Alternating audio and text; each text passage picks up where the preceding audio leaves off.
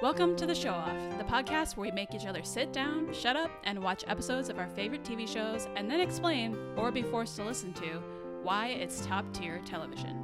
This show is for anyone who has ever wanted to go on endless tangents about their favorite shows, but their friends and family don't want to hear it. We get it. Ditch those losers and come hang out with us instead. I'm Amanda. And I'm Campy. And this is The Show Off. Previously on the Show Off podcast. Next episode is called Familiar by Thy Side. Thoughts? Where are we going from here, Camps? Okay, so they keep calling him a familiar. They do indeed. I don't know. Where is Rio? What's going on with the Salem 7? Because that's not done. Nope. Obviously, we're going to have to get Agatha, Jen, and Lilia back. Wait, the car accident. What? What about it? You said that played into this somehow. Somehow. He didn't dream all this up, did he? He's not that powerful yet. It's all a dream. That would be what, like Wizard of Oz? Yeah. I don't know. I think maybe the next episode is just going to be kind of teen on his own, or Rio does make her appearance and just taunts him relentlessly. You know what? That would be fun. I kind of like that. Just a Rio and teen episode, but Rio just chews him alive. Oh my god, the Rio teen buddy cop episode we didn't know we needed. That's what it is. I don't care that it's not, but them trying to figure out where the other three went. Teen being like, I don't know. I don't know. No what idea. Do you mean? What? I don't know.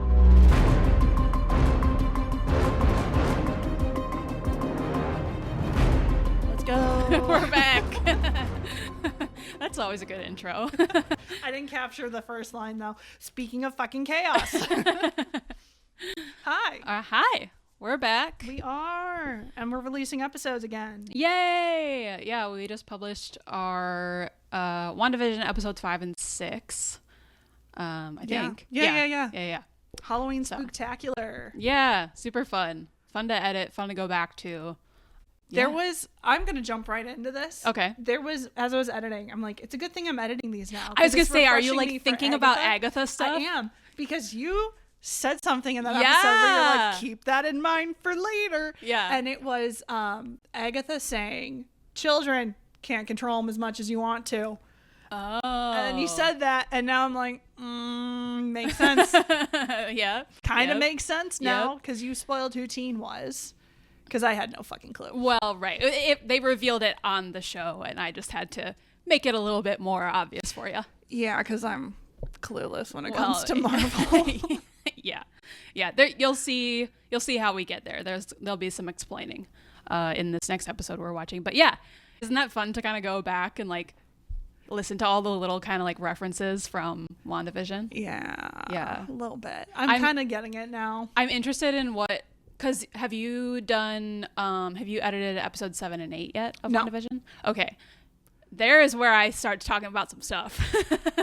That's going to be relevant. You need to hurry up and finish Over the Garden Wall and then episode 7 and 8. No, I think 7 and 8 I added to the drive. So that's ready to go. So you can listen to that. Oh. Yeah. Shoot. Yeah. Okay. Yeah. Cool. But yeah, there's some stuff in there for sure. Because that is the therapy episode. That's of right. WandaVision. That's right. Where Agatha takes Wanda back through all her past trauma and stuff. And there's a few comments in there. And at the time I talked about stuff. And now you're going to be like, oh, okay. I'm going to so laser in. Yeah, it's going to be fun. So if you have not yet heard our WandaVision episodes, go back and listen to them. Because there's some relevant conversation there for these Agatha episodes. But today, we are moving on with Agatha All Along. We have just finished episode 5, Darkest Hour, Wake Thy Power, and today we are watching episode 6, Familiar by Thy Side. Okay. Yeah. Any quick predictions? Familiar by someone's side. By thy side. By thy side. I mean, as with all the titles, this is a lyric from the ballad. Yes. So a familiar can be like, I usually think of an animal. Yeah. Like a cat, but it can also be a person, right? Right. Well, and in the context of the show, they keep referring to Teen as the familiar. Exactly. So that's where my mind goes. Honestly,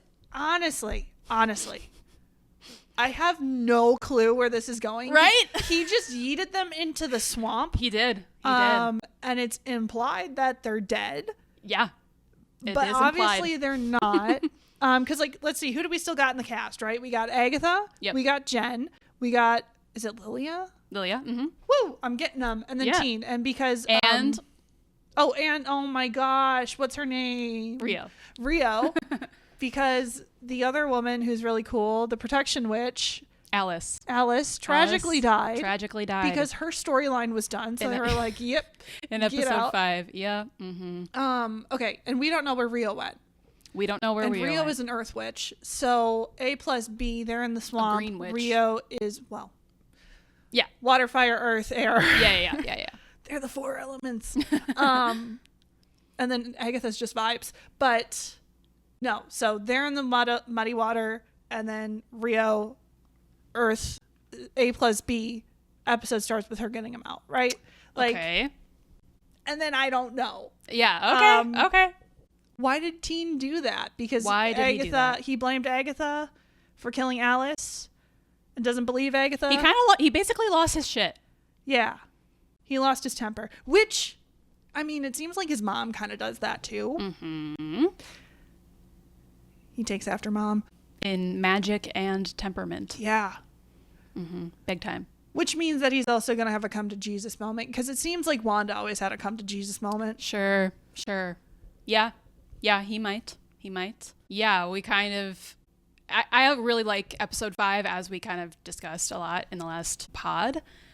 But particularly this idea, like, at the end, Agatha being like, you're so much like your mother. Yeah. And just kind of...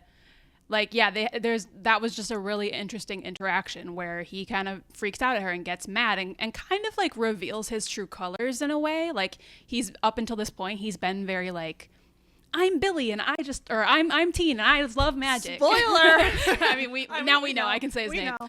I'm Teen and I love magic and like, let's go on this adventure, you know. Yeah. Kind of like this nerdy little cute gay magic boy. It's so interesting to me. Sorry. I'm going to let you go. Keep going. Okay. Just that he had this whole kind of persona almost he was putting on. Not dissimilar to someone else we know, Agatha. Mm-hmm. And then now this kind of, traumatic event really made him kind of lose it and like show his true powers, one, and also, a little bit more of his like true personality in a way. Yes. Even though this was also like an outburst. So what I was going to say, I'm like, it's kind of interesting because one, it's a role reversal. He's playing the Agatha to Agatha's Wanda, right? Wanda's Agatha. You know what I mean? Kind of. He is, okay, as Agatha is to Wanda, he is to Agatha, right? It seems to me, if I'm putting this together, because he would know that Agatha is the one that caused his mom distress. Or would he? Because he wasn't real. See, I don't know. Now I'm confused. But in my mind, he knows that Agatha is the one that, like, hurt Wanda. Sure. And then he also knows that Agatha is the one that introduced his mom to, like, a bunch of powerful shit. In theory. I'm going to roll with this. Okay. And so he is missing mom. Mom is dead, supposedly. That's how the murder mystery started. Something with a car. So he is manipulating Agatha and the power in order to get his mom back, which is interesting because now that Agatha knows he is who he is she going to keep helping him on the road because she's going to get out of the mud water? Or are they going to be adversaries? Okay, so your kind of new working theory then as far as Teen is that he wants Wanda back. Yeah. From the road. Or revenge. Or revenge on Agatha. Yeah. Interesting. Okay. I think we need to watch this episode because some questions are going to be answered. So yeah, let's get into it. I'm excited. Let's go. Okay. Hello. Oh, we're back already. We're back already. One question. Okay. Where is Rio? The question that never stops being asked. Truly. Yes. Ugh. Where is Rio? I'm annoyed. I thought she'd make an appearance in this episode. Yeah. She's very in and out. She is. She's very in and out. And she in my opinion, makes the show. So where is she? Where is That's all she? I want to know. Where is she? All right, we did it. Yeah. Okay. Let's So, get into it. We filled in some blanks. Maybe a few. I loved how I figured things out like 2 minutes before. It was like, here's the thing. Yeah. And I was like, oh, okay. Yeah, you did it a couple times, I feel like, as we were watching. It did click pretty quickly. I was like, oh, he's looking for Tommy, not his mom. Yeah. Right? Like, I got that. I got there. Yeah. Eventually. And then Evan Peters makes an appearance, and he's all terrified of Agatha. And I did clock Hilarious. that he's the only one that recognizes Agatha for what she is, whereas Right. everyone else thinks she's a hero. Right. So, and like, whereas everyone else was possessed by, or controlled, I guess, yeah. by Wanda, he was controlled by Agatha. Mm-hmm. So I don't think for him, I don't think it was like her voice was like in his head all of the time type of thing. Well, maybe though. Maybe she was, because she was making him say what, like, Right. she was making him ask all She was the like questions. speaking through him. Yeah. But then also he had super speed. Right. And he got chucked by Wanda at one point. So like, Yeah. He got thrown around a bit. yeah. And Monica. Oh my God. Yeah. Poor That guy. is so brutal. Yeah. What kept him alive? I mean, She like, stole his house. imagine being a mortal person and then suddenly being supersonic. Like, your body isn't built for that. Yeah. Yeah. Those are the type of questions we don't ask, but yeah. I ask. Yeah. So, any other thoughts on this episode? I had one quick comment about the boyfriend when they're in the car, and he goes, "Does that sound crazy? I sound crazy." And I'm like, dude, you live in the Marvel universe. Like, Right. Like, what is crazy? calm down. You're fine. Yeah. That's my only other immediate jump out comment, because I Yeah. refrained. I mean, when From you're saying so in the 16, moment. you know, when you're 16, you're already really worried about what people think of you. Yeah. Most teenagers, and then also it's his boyfriend, so whatever. But Yeah. But I was still like, it's the Marvel world, man. Right. You're not, it's okay. Okay. Totally, Yeah. totally.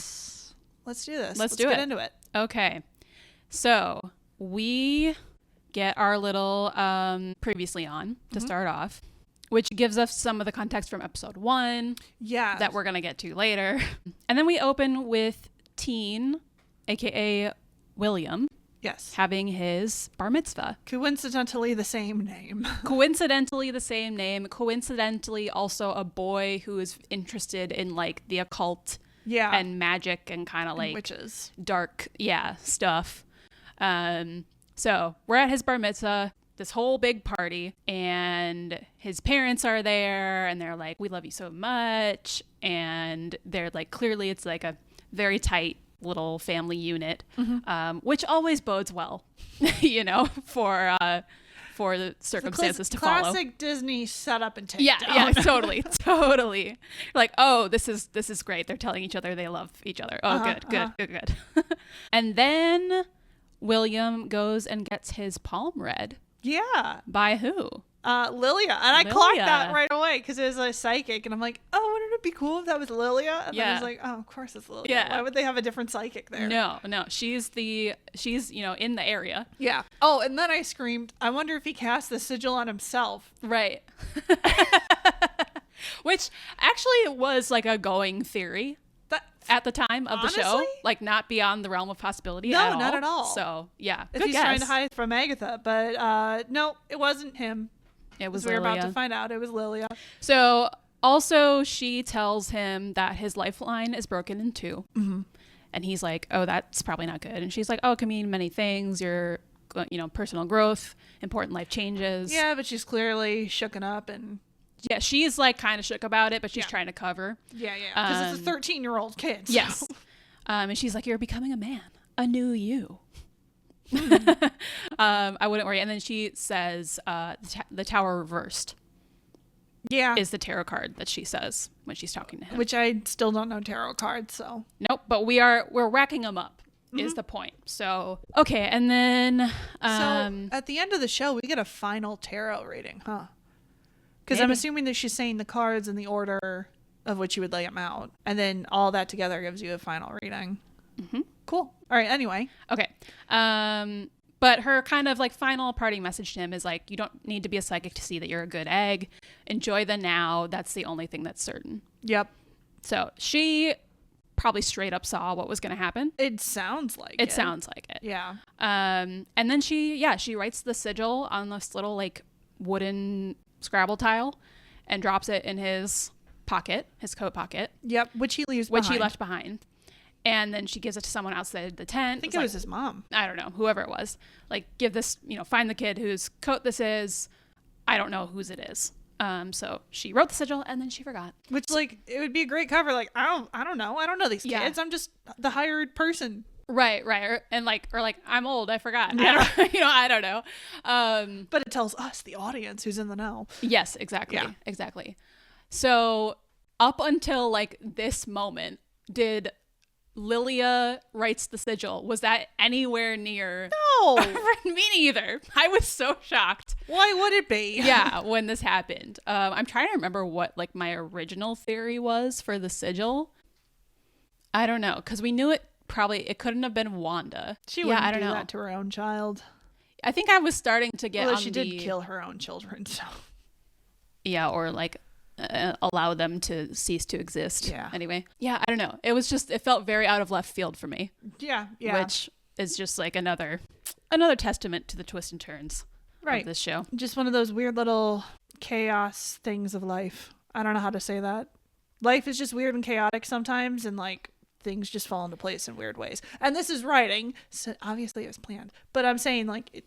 Okay, I'm gonna stop talking. You're right. The word I would use is synchronicities. Yeah. And I think that's a lot of what this episode is.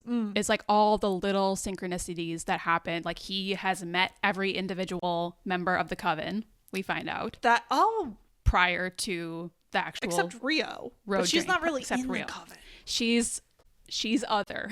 She's but he different. met Mrs. Hart. Yeah, he met Mrs. Hart. He met literally everyone. He did. Okay, cool. Yeah. Okay, so then there's something going on with the anomaly in Westview. His dad makes an announcement to the party. So everyone leaves.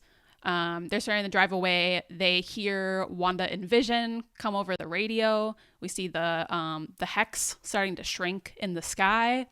And then what happens, Camps? I can't tell. I think there was a truck in the wrong lane, but maybe they were in the wrong lane. No, they were in the right lane. I think it was a truck was in the wrong lane. The truck was in the wrong lane. Yeah, and then they swerve, and then the most brutal, like, T-bone into a tree. I don't know how to... Yeah, so the car, like, swerves off the road and kind of does a 180 and then smashes the side that William is sitting. Oh god, it looked so brutal. It looked real bad. Yeah. And now we have our car crash. Yeah. So now we know where that ties in. Yep. How that came from, body in the car. Yep. And back to what Agatha said in episode 1 is like, there's this car crash. I can't shake the feeling it's related. Yeah. Something like that. How'd she know about that? How did she know? But yeah, he dies. He basically dies, and you hear his heartbeat like stop, and then you hear the voices of Billy and Tommy saying goodnight to each other back in WandaVision, and then he wakes up and he yells Tommy. Yep. So that means he is Billy. Right. Cool. So like that all like made sense to you? Yeah. Okay, because like I feel like watching reactions of this episode, a lot of people were really confused about what was happening, and I was like, I feel like this is fairly obvious. Also, okay, maybe this is just me. I find this concept super interesting. Yeah. There's one book I read called The Bone Clocks where, like the 4-year-old son catches a really bad fever and is on his deathbed and dies temporarily, and then he's fine, but he's a different person. And it turns out it's like a type of human that can jump from body to body and live for forever by doing that. Whoa. And like he only occupies bodies that are dead. Whoa. So I'm like it's a cool concept to me. Yeah. And also like this has happened in real life. Like there are stories of people who've died and like come back. Totally. And they were somebody else. Yeah. Right? And they just remember their... So I'm like, this is... Or they have like other knowledge that they never had. They can like speak different languages or stuff like that. Yeah. Like this concept to me is fascinating. Yeah. So as soon as it happened, I was like, yeah, I know. I understand what's going on. I'm tracking. Yeah, for sure. Because I just think this is a really cool concept. And then, oh God, the way they play it off too. Because they go to the hospital with him. Yeah. They do all the scans. They do everything. I don't know how much time has passed, but like he's fine. The wound on his head is basically healed. He's still a little beat up, but otherwise okay. I'm guessing this is like 24 hours. It's not that long. Yeah. But I like how they play this off because he's Billy, so he has mind reading powers, and the parents are freaking out internally about this. I'm like, this is so cool. Yeah. Like, I find that interesting. Nice. And they're like, who is he? Why doesn't he remember anything? And it's just, come on, like hitting you over the head, like it's a different person now, right? Right. Well, and then like he's reading their minds. Yeah, and he's reading their minds, and they're freaking out, and I'm skipping some stuff, and we can go back. But even later at the house, when he's like looking in the mirror, like, who is this? And he's looking at the pictures on the wall. Yeah. Like, I loved how they played it off. I'm like, I love this. I love this stuff. Yeah. I don't know why it fascinates. It just scratches that itch. Well, yeah, and it's also like, it's like inserting a bit of sci-fi almost into this. Yeah. This like fantasy magic story, which is fun. I know. Yeah. I'm glad you like it. Yeah. So we can kind of gloss over that since we already talked about it. They go to the hospital. He starts reading their minds and they're just like, what are you talking about? So yeah, he does not remember he talks about this later, but he doesn't remember anything from before the accident. He remembers enough to know things are off. Yeah. He remembers enough to know things are off, and he's not like, I think he's like a little bit thrown off, but I wouldn't say he's especially like scared or angry, or like he knows that like these people who are saying they're his parents are there to take care of him, kind of thing. Yeah. He just doesn't know who he is. Right. It is actually very sweet. His whole reaction once they get home too is like, don't worry about me. Like, please stop. Because one, it's overwhelming him. He's like hearing their voices. But then also like this inherent need of his, and this is why I'm like, he's not a bad person. Ultimately, at the end of the day, he is his mother's son, but this is why he's not going to be a bad person. In this moment when he is so confused and so scared and so lost, his primary concern is, I'm going to make sure they're not super worried about me. Dinner's on me. Like, right? Like, he's trying to appease them in order to calm them, which in turn helps him stay calm. Right. But still, I'm like, that right there tells you what you need to know. Yep. That is his establishing characteristic. Yeah, that's a really good point. Yeah. Okay, so yeah, we get that, and then he goes up to his room, and he's like, I'm William Kaplan. He's like practicing saying it in front of this mirror. And then we also get to see his bedroom and all the stuff that's in his room. Yeah. So yeah, he's kind of into like the horror stuff. Wizard of Oz. Yeah. Some other stuff. Yeah. Some interesting posters and stuff around the room. Yeah, and then 3 years later, he's in a car. And we know he's older now because he's wearing makeup. Because he's wearing eyeliner. He's wearing the eyeliner. And he's with his boyf. And they're talking. And he starts hearing in Eddie, the boyfriend's head, like, I'm just going to say it. You know, I love you, William Kaplan. And he was like, ah! Like, freaks out, falls away. And he's like, I gotta tell you something. And he like tries to kind of start explaining his powers, which is interesting. But then he kind of backs up and goes like, the car accident, like when I came back, I was different. I'm not William Kaplan. I'm something more. I like how he says something more. Yeah. Not something else. He says something else. Well, he says something else, something more. But yeah, I do like that phrasing too, though, because I think it kind of implies that it's still William's body, right? So even if the soul has left the body, there is still some kind of essence of him remaining.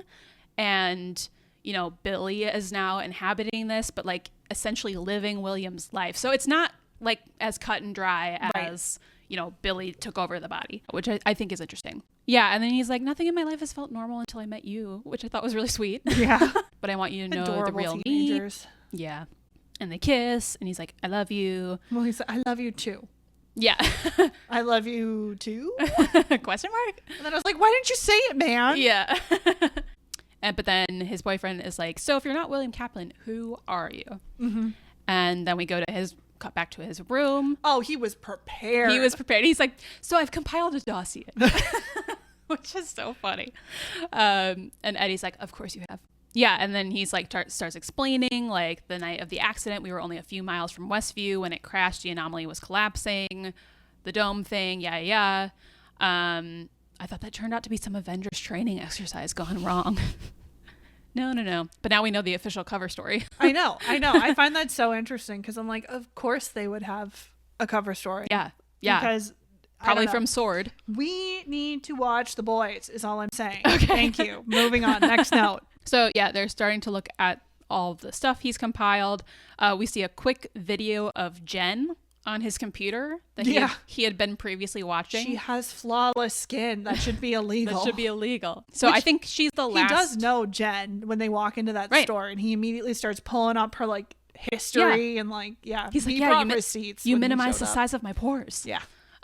This is. I think Jen was the final Coven member that we had yet to see, like that he previously knew. No.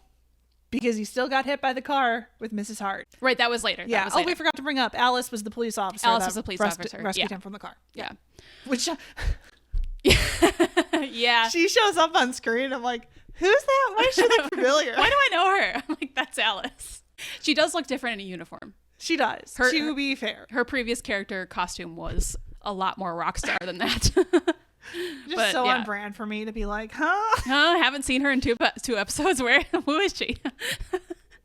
But yeah, anyway, so William / Billy points out to Eddie that the hex was a spell, was witchcraft. And everyone refuses to talk about it, but there's this guy on Reddit, and he's going to meet up with him. And Eddie's like not super about this, but he's going to go with him. Yeah, and I'm like, good. Also, what a sweet, good boyfriend to be like, you shouldn't meet strangers alone. Yeah, he's like, I am adorably trusting. So they go and meet this guy in like this underground parking garage with like one light in the whole place. I like the setting and how they shot this with the lighting. Yeah, it was great. Yeah. And they meet him, and he's in a trench coat and a bucket hat, looking real scraggly and paranoid. Yeah, they say, are you... Oh, he's the trench coat guy says, are you craft crazy 17? You must be bonerific 69.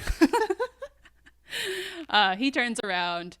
Big moment for the audience if you watched WandaVision and you're a fan of Evan Peters' Quicksilver. So it's Evan Peters, once again, reprising his role. I just want to call out to Pietro. As Pietro. I want to call out here to redeem myself for not recognizing Alice. You said, what is that actor's name? Yep. And I said Evan Peters. You said Evan Peters. It was in the back of my brain. I just couldn't access it, and you had it. Sometimes I get it. You had it right there. Yep. And he says, you can just call me Ralph. Randall, call me Randall.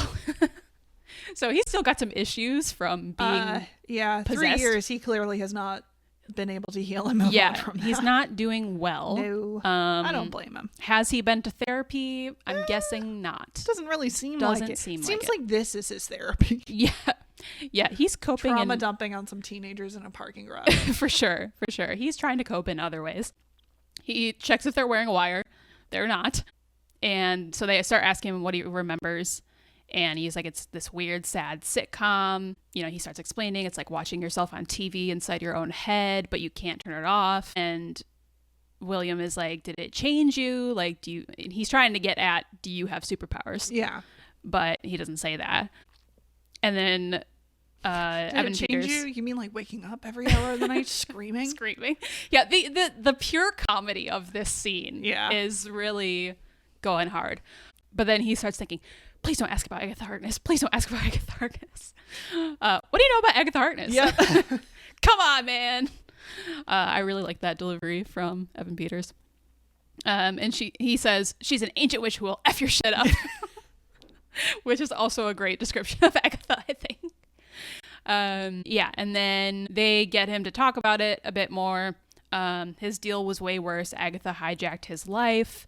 She called me her husband, but I was her puppet. She stole my house. She made me do these really horrible things, like holding this really nice lady hostage in my attic. I was a terrible influence on Wanda and Vision's kids. Oh, he also says he murdered a puppy. And I poisoned a dog. Yeah. When he says Wanda and Vision's kids, that's when William is like, whoa. Yeah. He like kind of... They had kids? Yeah, he like has a jolt of recognition. Mm-hmm. Yeah, and then he's like, wait, they had kids? Yeah, and he's like, yeah, they were twins, Billy and Tommy. And he says Tommy again. Yeah, because as soon as he says it, he was like, it was an instant light bulb moment. It was like a recognition. Yeah, the little speedster and his mind-reading brother. So, What happened to them? Who knows? Wanda's dead. Word on the street is Sword used Vision for parts, and the twins just disappeared. Although his theory is they got sucked up into the hex with the rest of everything. Right. Which is what all of our theories were. Thank you. right, at the time. But then we learn, wait, is Agatha still in Westview? Yes, she is. She's like acting like a normal resident, but word to the wise, don't go sniffing around there, or you'll end up buried in that yard with that dog, or worse. But what are we going to go do? We're going to go find Agatha. Naturally. Yeah, so there's a quick interlude here where teen William goes home and has a little chat with his parents and goes up to his room, and he's listening to The Ballad of the Witch's Road. Yep. Lorna Wu version, 70s rock version, arguably the best version of the ballad. When they harmonize, that is quite. Ooh, it's tasty. It's real good. What's spine tingly? Yeah. Yeah. It's nice. And there is a full version of it, by the way. Oh, of course. Yeah. There would have to be. Yeah. It slaps. I mean, I remember you telling me when we did our 2024 year in review, you were telling me about the people who wrote the music for this and how passionate they were. Yeah. About music. So of course there's a full version. Yeah, of course there's a full version. There's several versions. So he's looking up Agatha on the Googles. Yeah. Did you mean Agatha Harper? Yeah.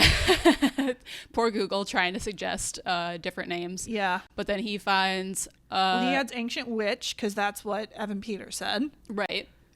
And then he starts going down rabbit holes. He finds a really, really old picture of her that looks like, I don't know, 1800s? Yeah. Maybe photo. And then he finds some news articles about her. One of them claims that she's the real Jolene from the Jolene song. She was in the Zeppelin accident. What's it called? The Hindenburg disaster.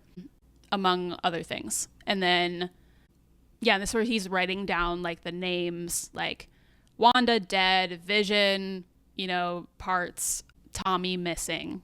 Billy. And then, Billy. I don't even know. Did he write anything for Billy? He wrote Billy Maximoff Dash, and then he stared at it dramatically. Yeah.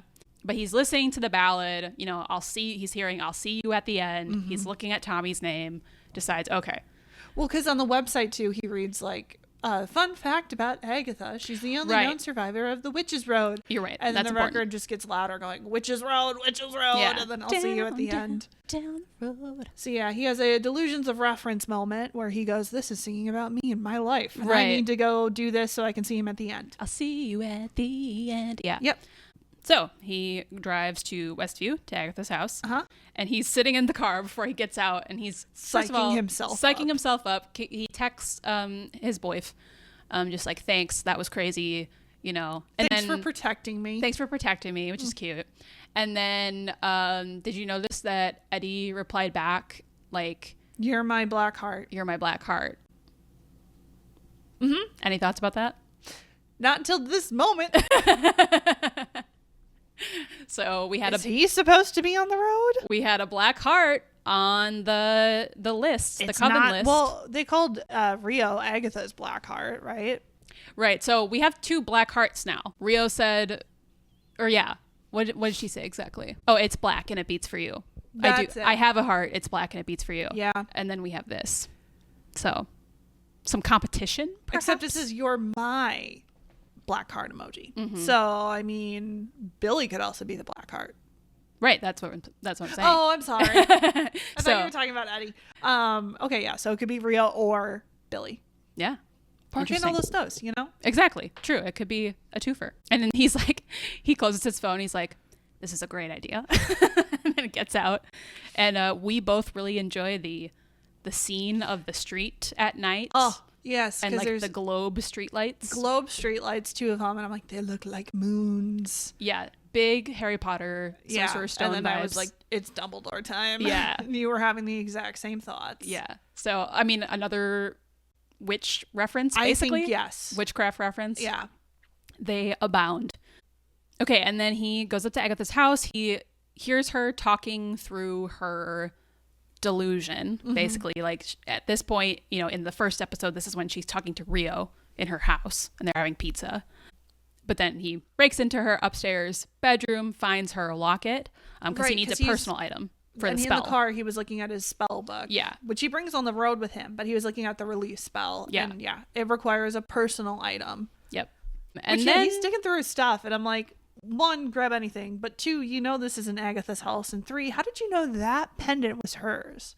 But it also kind of just seems like coincidence because he grabs it, then knocks the lamp, and he's like, fuck, now I'm committed to this. Yeah, it's kind of, yeah, for sure. Yeah. And it's kind of separated from the other, it's in a bag, so it's like kind of separated from the other jewelry. Anyway, so he escapes out the window, and he's kind of freaking out as he's going. So we're getting this contrast now of this scene in this episode to the first episode. If I remembered, I'm going to preface this breakdown by saying you asked if I remembered how it went in the first episode, because we're watching this play out for a second time, and I was like, I don't remember all the details. I remember it being smoother than this. Yeah, exactly. That's about as much as you need to remember. Like, I remember him being like a proper cat burglar. Yeah. A lot more smooth. Yeah, and in this, they're both just absolute bumbling idiots. I mean, it's how you expect actual humans to behave. Yeah. Well, and as he says later, like, I feel like you've typecast me as the mouthy teenager who is guilty of some other B-story crime. So that's the version of him we got in episode 1. But this is like, he's just a normal little gay teenage boy and has no criminal experience whatsoever. So he's falling on his face over this. Basically, they both fall off the roof in different ways. I think he falls down the set of stairs on the front porch. He kind of drops through the little like pergola thing that's over her porch and kind of lands on the ground, but it's quicker to pop up on his feet. Than she almost like falls on her side. Yeah, and then she rolls on her stomach for a second. It's like, so it's a lot less graceful. I think he's screaming at one point too, I'm trying to help you. Yeah, he says like, I'm trying to help you. And then she's like, police. And he's like, please don't call the police. I can't have a criminal record. And then, yeah, she's like, hold your horses, stop. And he's like, I'll stop if you stop. And she gets like a leg cramp. Yeah. And then he runs into Mrs. Hart's car door. Right, because she opens the door. Yeah, so he doesn't get actually hit with her car. Because I was like, wait a second. I'm like, he definitely got hit by a car. Yeah, in the first episode. But yeah, that's how we meet Mrs. Hart. The other member of the coven. Yep. So then we're back in Agatha's living room. He's sitting in this chair across from her. We're mimicking the scene in episode 1 where she's interrogating him. Yep. Right? Except now they're just fully in her living room. She's doing the Midwest accent again. Yeah, we got the accent happening. You don't want to poke the bear. Yeah. We get some good back and forth here between the two of them. Yeah, and she kind of repeats some of the lines we heard in episode 1. What compelled you to break into the home of a decorated detective? Ah, detective. That's what you think you are. Right. Yeah, and he's like, that's not what I was expecting, but I can totally see that for you. Mm-hmm. Yeah, and she keeps interrogating him, and then she kicks him. And he's like, can we not do with the violence? And that's when we get the poke and the bear scene. Yeah. Which is pretty top tier comedy, I would say. I don't want to poke the bear. Yeah. And I don't know if what's the actor's name? Joe Locke. I don't know if Joe Locke in this scene is actually trying to hold back his laughter or if he's trying to play it like Teen is trying to hold back his laughter. I think the first. You think the first? Uh-huh. I think that's fair because, oh my God, if Catherine Hahn was doing this to me, I don't know if I could handle it, but it's great. So it has some of that like almost SNL quality of like you're doing the sketch and you're trying to hold it together kind of thing, which is fun. And then, she's like, what are you after? And he says the witch's road. And then she actually says, what road? And yeah, this is the typecast me as the mouthy teen thing. And yeah, and she shows him the pictures and he's like, these are just flowers. Yeah. And then she actually looks at it. And he goes, wait, you heard me. Yep. He's starting to get through to her. Yeah, starting to get through to her. He points to the painting. He's like, yeah, that's a painting. Hold the phone. What? Rio was in this scene. In the first episode, she was on the other side of the glass watching what was happening. And that's why painting. That's why Agatha keeps looking at the painting in the first episode, because it's the two-way mirror. Where's Rio? Where is Rio? What is Rio? What is Rio? Who is Rio? How is Rio? How you doing, girl? Why is Rio? All of the questions. All the questions you should be asking. Yeah, she's definitely not in this scene. So, once again, mysteriously missing. Okay. I'm even more sus now. Okay, continue. Yeah, so she starts recognizing things, and he starts trying the spell. So he starts chanting. This is when she duct tapes him and throws him in the closet. Poor kid says, what? I don't want to go back. I don't want to go back in the closet. Oh, buddy. I believe that was ad-libbed by Joe Locke. You know? So props. Yeah. And then we just get some quick cuts of like, we're going, from episode 2 of we're going to the Witch's Road. Agatha saying like, what do you need? Power is what I'm missing. And then he says, my name is William Kaplan. We can see him actually say his name this time. Yeah. And then she says, come again. And he says, I'm Billy Maximoff. Yeah. Because he clocks. She didn't hear it. Yeah. It's interesting to me. Yeah, that's a good point. It's interesting to me that he says both names. Yeah. And then she can't understand either time. Although I don't know at this point if he knows that the sigil is obscuring his name. Right, because he doesn't know about the sigil till later. Well, actually, this is something we kind of skipped over. In the car, when he's talking to Eddie is like, why do you have this thing with you all the time? He says it's a puzzle. No, he says it's a sigil. Oh, he does say it's a sigil. Oh, okay, sorry. He says it's a sigil. I think he says it's like a puzzle. Okay. But he does call it a sigil, so he knows what it is, which is then why at the end why Agatha's like, oh, it's a sigil. What's that? Okay. She's making fun of him.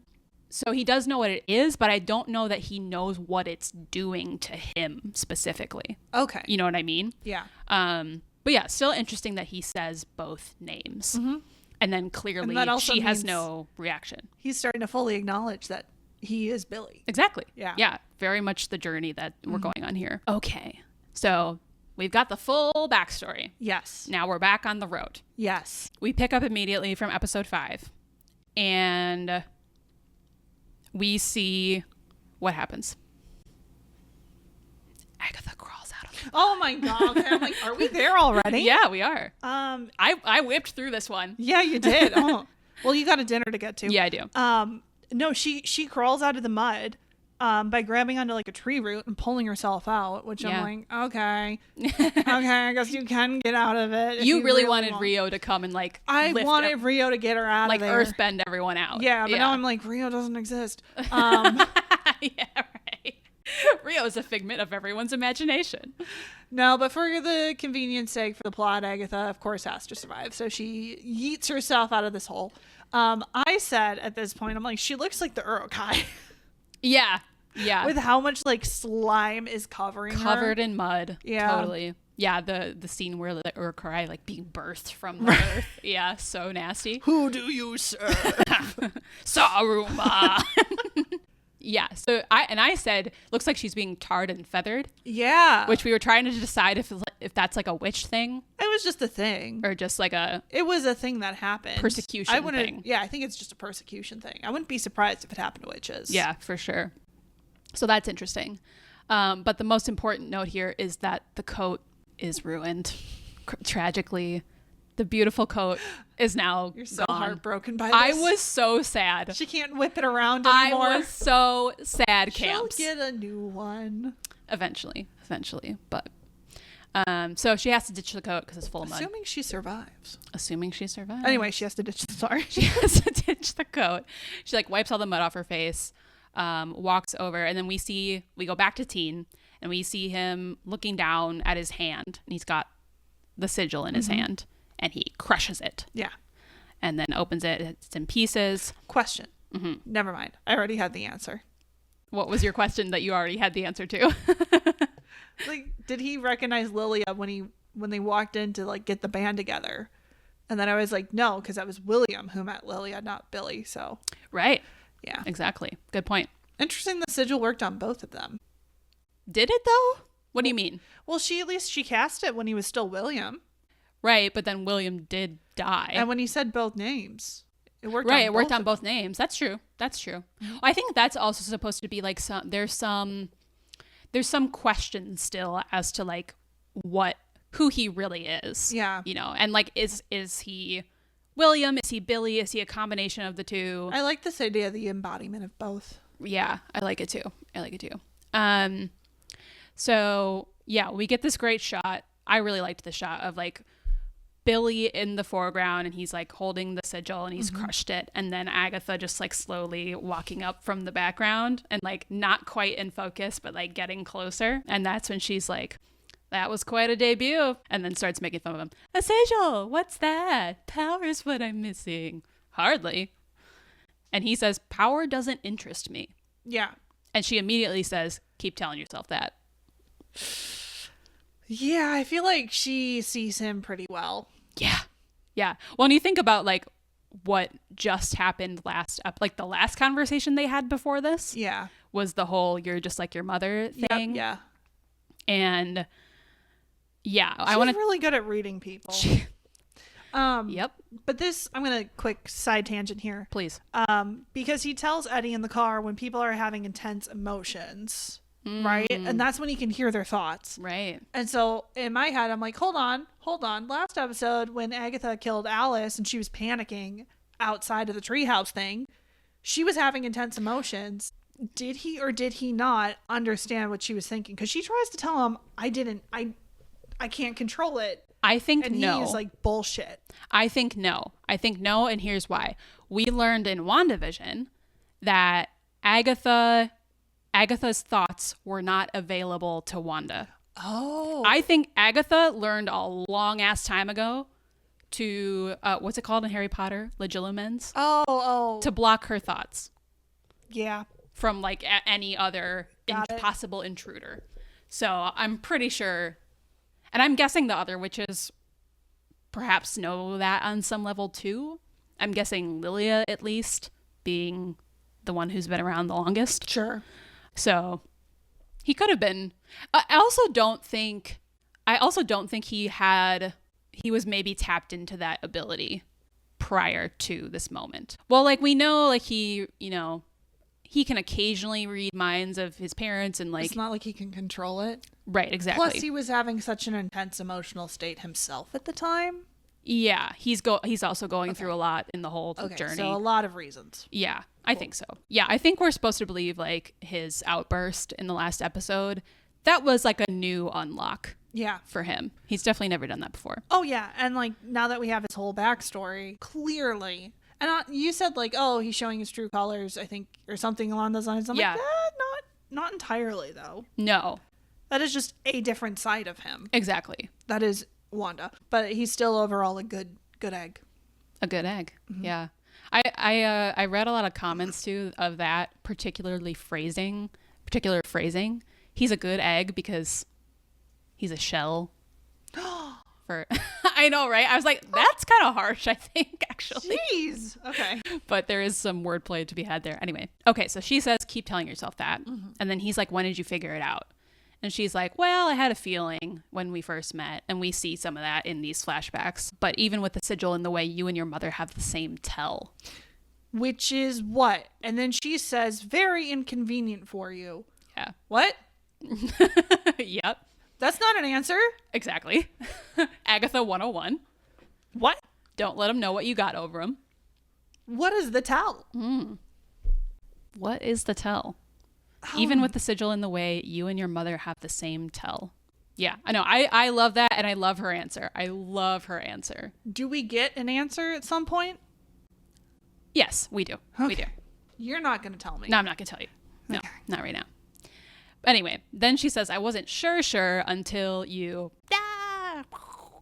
explosions, whatever. She makes all these like stupid noises. And he's having some emotions about this. He's like looking a bit regretful about what he did. Kind of he turns away from her. But then she says, it's nice to see you again, Billy. Yeah. And he turns around and looks back at her and he's like, Billy, William, you can hear me now. And she's like kind of, partially smiling at him almost a little bit. There's a little bit of fondness. A little bit of emotion there. Yeah. For sure. Which is interesting. I mean, as we've kind of talked about in past episodes, they have a bit of a complicated relationship. Yeah. But she definitely has a bit of a sore spot for him. A soft spot. Sorry. Yeah. Freudian slip. No, she has a bit of a soft spot for him. Yeah. even before she knew for sure who he was, like when she thought he was going to die. Yeah. She was very concerned about his well-being. Yeah. And I genuinely read it as fondness when she said, "It's good to see you again, Billy." I did too. I did too. Both because she thinks potential mentee, fill-in Oh? son, Okay. I could manipulate the child of my rival. Yeah, I'm thinking more along those lines potentially, but I agree. She has some fondness for him, and I think, she remembers the twins from Westview, from Wanda's Westview. Yeah, and I mean, she watched them periodically. Yeah. Yeah, and like we don't, again, like the timeline of that whole ordeal is very fuzzy. Yeah. But she had several interactions with them. Yes. From what we saw. And she was very fascinated in them because she was how interested. did Wanda create life? How did Wanda create them? Yeah, for sure. And actually in the episode, as we were talking about before, the WandaVision episodes that I just edited, which is 7 and 8, they have her and Billy, little child Billy, have a conversation about, they're like in her house. Do you remember this? Vaguely, yes. They're sitting on the couch and he's asking about like what's wrong with mom or something. He's holding Senior Scratchy and she's like, "Oh, is Senior Scratchy a good listener?" And he's like, "Yeah, it's quiet in here. I like it in here." Yes. It's quiet. You're quiet, Agnes. And she just kind of looks at him like, "What?" Okay, yeah. I remember that. Yeah. They have a little bit of a connection, is my point. I just thought they gave him all the lines because that child actor was the better child actor. Better. It works. So anyway, back to this scene. "You can hear me now." And she says, "Yes, every witch with a beating heart can hear you now." And again, he's reminded. That sounds so threatening. Right? And he's reminded, like, yes, of what he did. And she's like, "Oh, yeah, Lilia and Jen, what you did was, not great, but life goes on. Yours anyway." And then she's like, "I've killed," and she starts counting on her fingers. "My share, but you don't see it holding me back." And that's when he immediately says, "I'm not like you." And she goes, "Where have I heard that before?" With just like a great, what's the word I want to use? Mischievous kind of expression. By the way, Catherine Hahn doing the absolute most, covered in mud. just her face is so muddy, but she's just clearly communicating everything through her face still. It's awesome. And then she's like, "But tell me, I gotta know, how did you come by this fresh body you're wearing?" And then he like kind of shuts down and she's like, "Okay, you don't want to tell me. That's fine." Which also to me is like is a little hilarious moment of like teenage parenting. It's like, "All right, you don't want to tell me. Fine. Like, but just XYZ. You know what I mean?" And that's when she gives this little mini monologue. Ready for this? Yes. Okay. Hit me. You want me to say it? All yes. Right. "But don't you dare feel guilty about your talent. You survived like witches have been doing for centuries. You saw an opportunity, an empty vessel, and you moved in. So you broke the rules. Big deal. That's what kept you alive. That's what makes you special. That's what makes you a witch." And I said, that's just Agatha talking to herself. Like, minus the vessel thing. But that is 100% her. That is the monologue she keeps in her head. Yeah, for herself. Yes. Yeah. Yeah, and it's like, also, it's like the thing that nobody ever told her. Yeah. And she's now telling it to him. Getting which to is be a little bit of a parent there. A bit of a parent, and also, yeah, like kind of like what you were saying before, like very mentor, kind of coded. Yeah, it's really good. Also, what was I thinking? Oh yeah, I kind of cooked up a theory after this episode originally aired of like, okay, now we know that Teen is definitely not Agatha's son. Actually, what Teen is Agatha's mirror. Yeah. Okay. They're mirrors, I think. Yeah. And yeah, they have much, like, now that we're kind of getting through all this stuff, they have much more of this like mentor-student relationship than like mother-son. Yeah. Which is really interesting. It is. And it's allowed to be a little more antagonistic then too. Yeah, absolutely. Yeah. Absolutely. Okay, and then she's like, okay, now if we're going to make it to the end, and this is where he's like, like, I don't need you anymore. Yes. I don't know if I ever needed you. And she's kind of like, okay.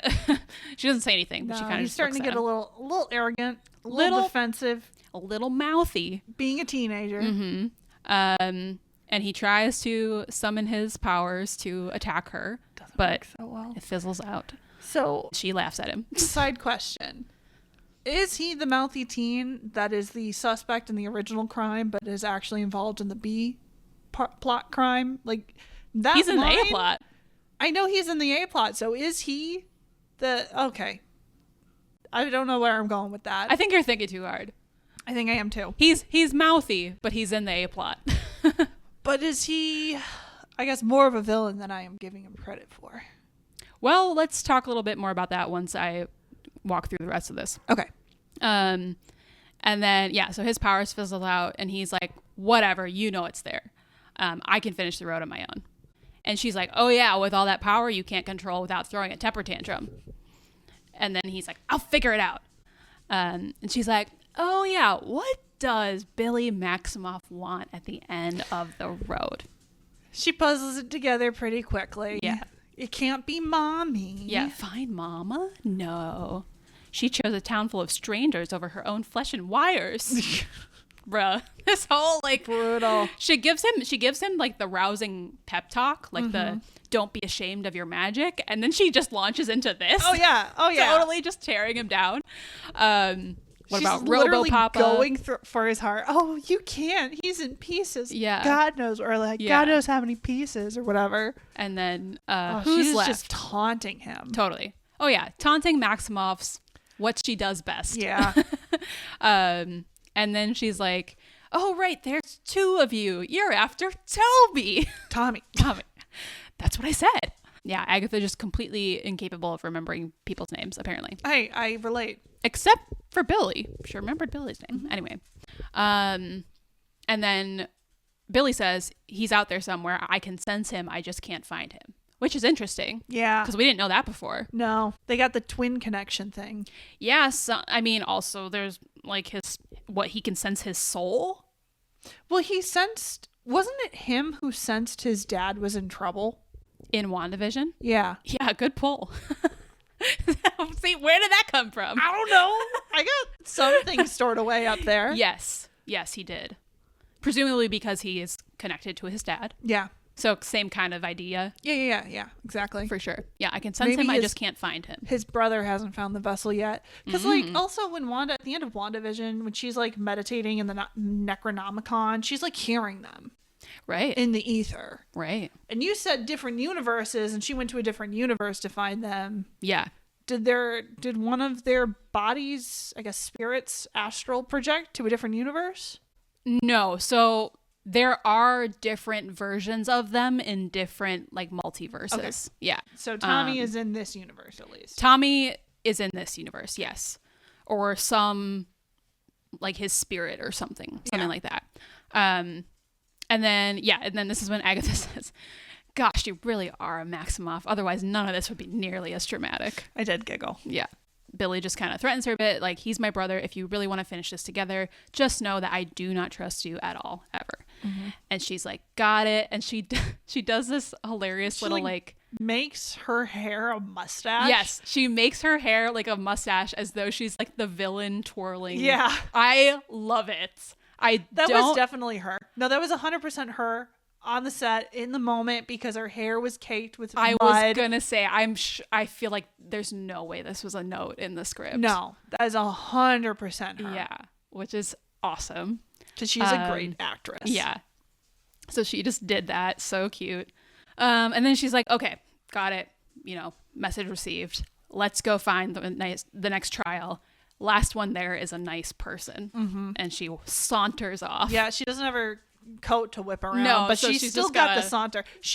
I like how she puts her hands in her pocket. That's walks one away of with her her power hands. moves. Yeah, hands in the pockets. Yeah. Saunters away as though she's not covered in mud from head to toe. Woman's got style. Oh, dripping style. Yeah. It's all in the confidence. Yeah. She wears that mud. The mud doesn't wear her.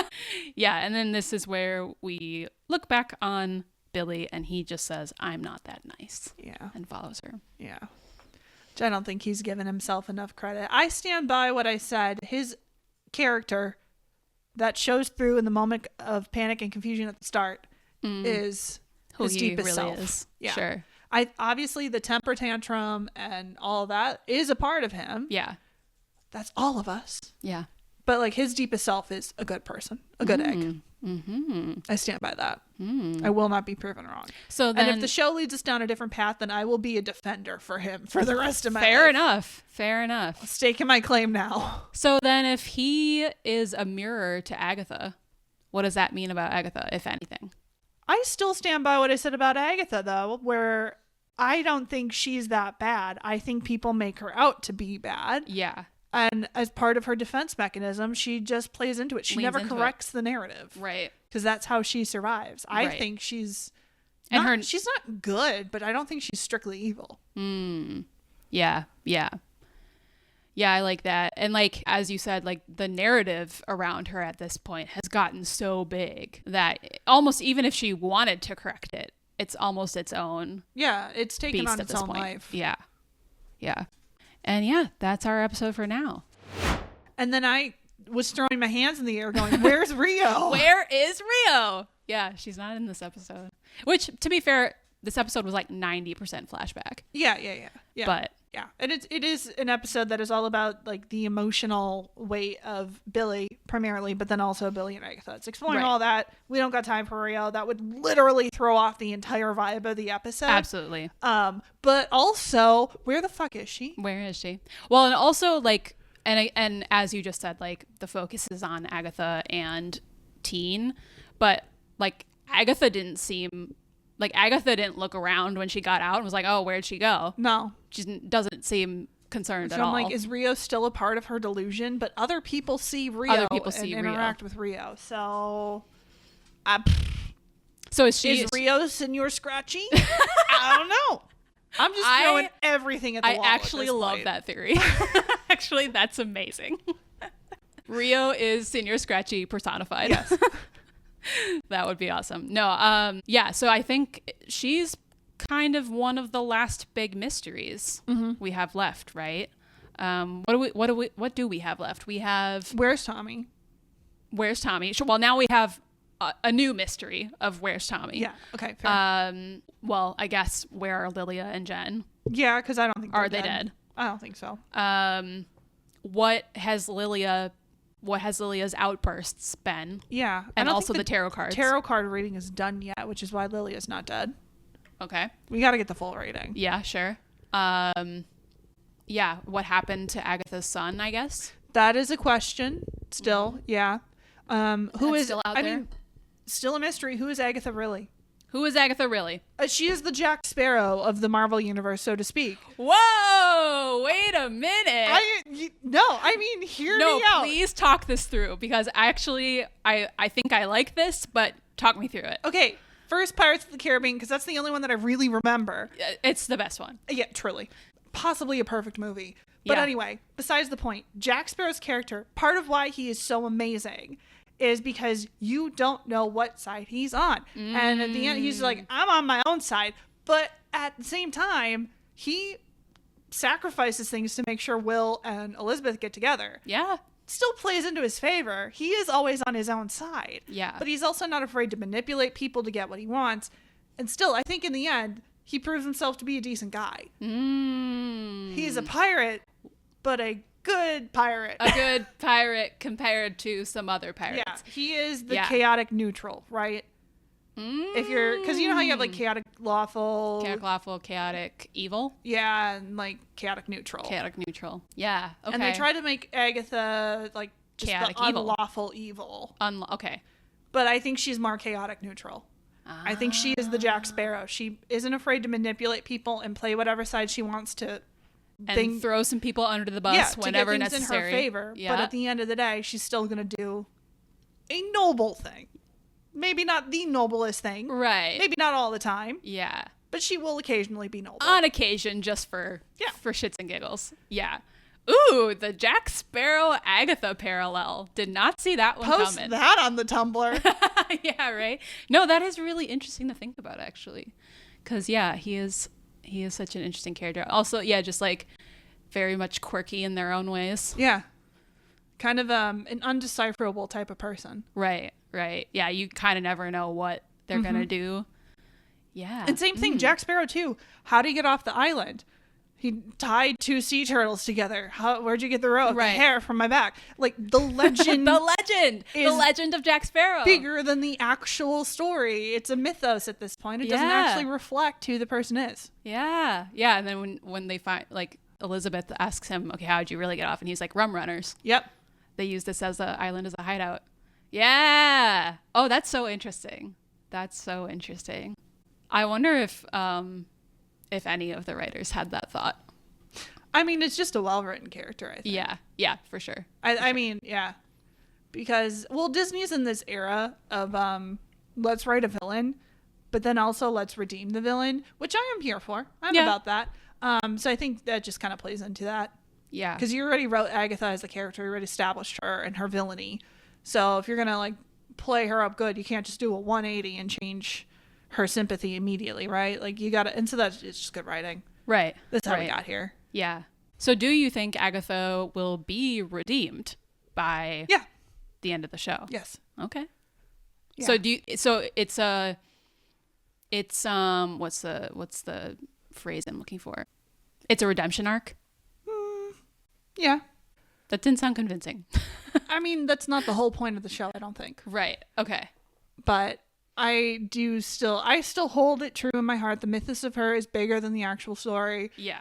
She's not as evil as she's painted. And I do think she will do something noble. Obviously, I think that's tied into Tommy now. In order to, it's not a full redemption arc.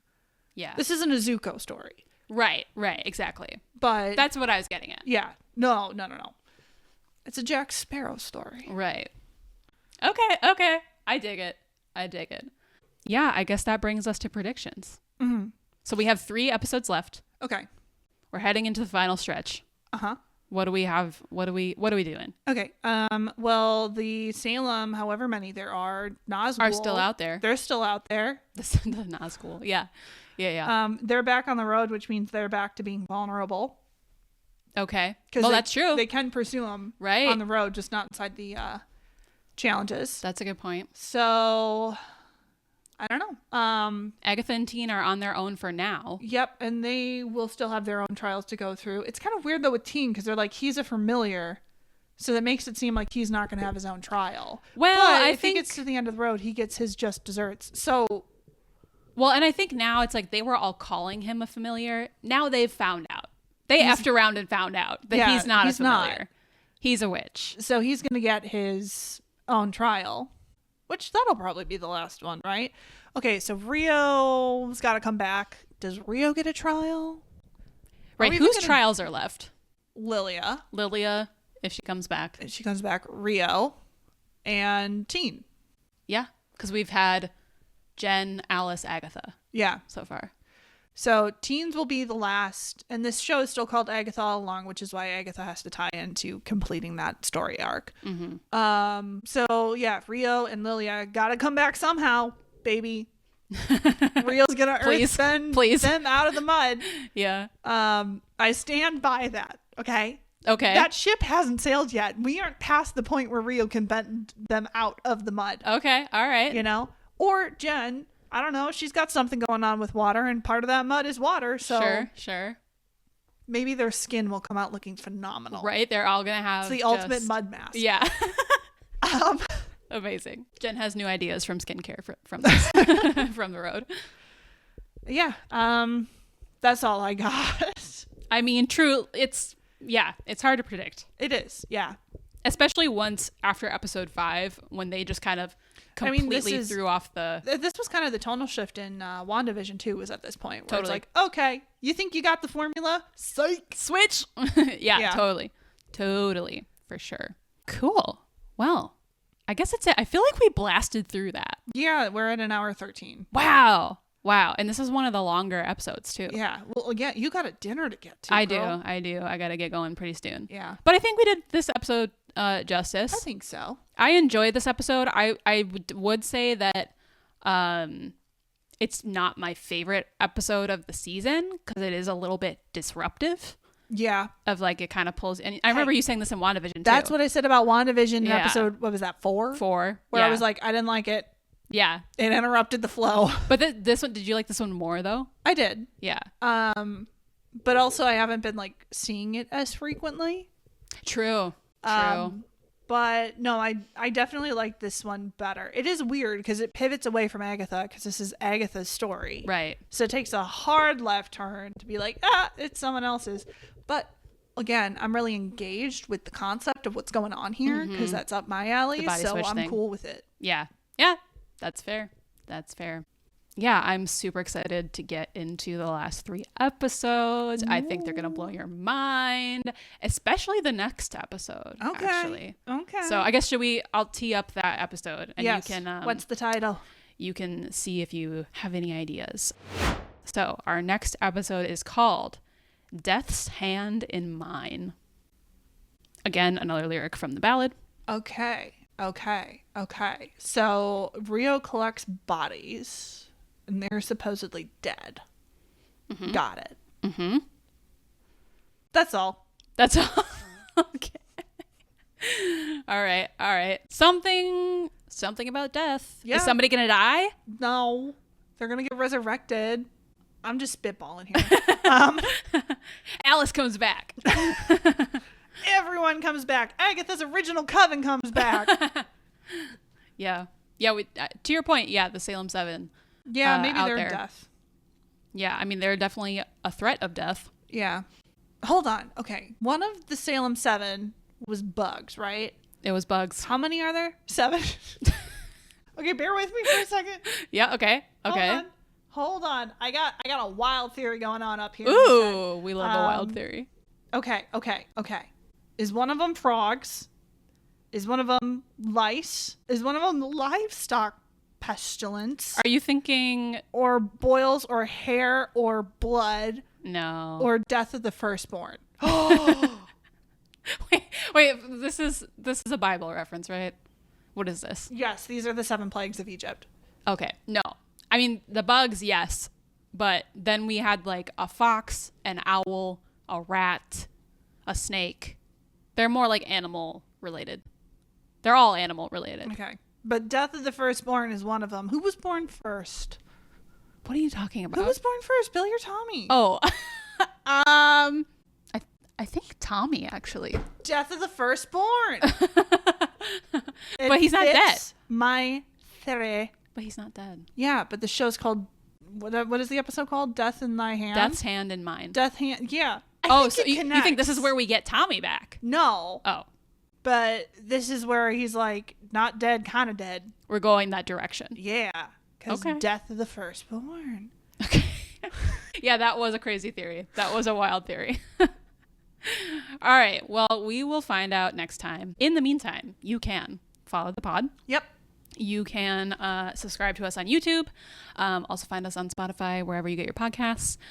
You can leave us a comment or a review in one of those places. Let us know how you're enjoying quick the pod. Sidebar. Yes. Now that we're doing the little wrap up, now that I'm editing again, I'm back to hearing our bits about Spotify comments. Did you know you can leave comments on Spotify? Okay. Yeah, we've ditched it. It's finally died. But I'm resurrecting it, just like they're going to resurrect the other characters. You could, in fact, leave us a comment on Spotify. Yes. That would make our day. Or on YouTube or any other platform of your choosing. You can also follow us on Tumblr. Am I posting there? Not really. But you could. You could follow us there and make me post more. And also, you can send us an email at theshowofpod@gmail.com.